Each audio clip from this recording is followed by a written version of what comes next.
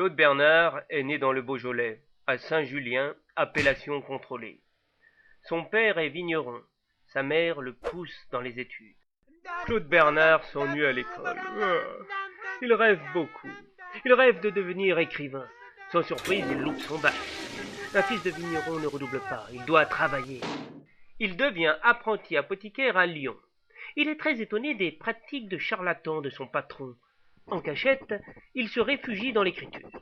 Sa première pièce, Rose du Rhône, est jouée à Lyon dans un petit théâtre. Il se lance alors dans son grand œuvre, Arthur de Bretagne, tragédie en 5 actes. Mais sa tragédie se transforme en comédie. Surpris par son patron en flagrant délit d'écrire, il est viré. Il monte alors à Paris pour se lancer dans des études de médecine. Repasser le bac, c'est dur. Les cours de médecine sont ennuyeux, c'est pénible.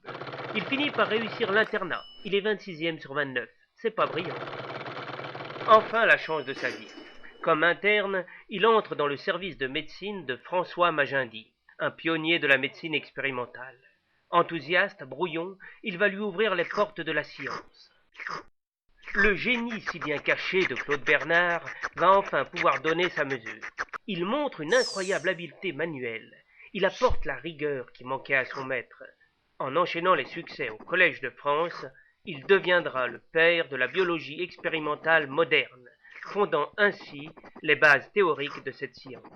Il enchaîne les découvertes qui révolutionnent la biologie et ses méthodes. Fonction glycogénique du foie, sécrétion pancréatique, diabète, curarisation, chaleur animale, action sur le système nerveux sympathique, action de l'oxyde de carbone, effet du curare et des anesthésiques, milieu intérieur et son ouvrage fameux, Principe de la médecine expérimentale. La science ne nourrissant pas bien son homme, pour assurer sa sécurité matérielle, il épouse Fanny, vieille fille de 29 ans, fille d'un riche médecin. Erreur fatale, qui lui fera connaître l'enfer conjugal. Fanny devient amoureuse des chiens et membre enthousiaste de la SPA. Aidée de ses filles, elle s'oppose avec virulence aux travaux de vivisection de son mari pour ternir sa réputation qui pourtant ne cesse de grandir. Professeur au Collège de France mais de santé fragile, Claude Bernard meurt à 65 ans. Gambetta ordonne des funérailles nationales, suivies par plus de 4000 personnes. Claude Bernard a donné son nom à une rue du 5e arrondissement de Paris et à l'université de Lyon.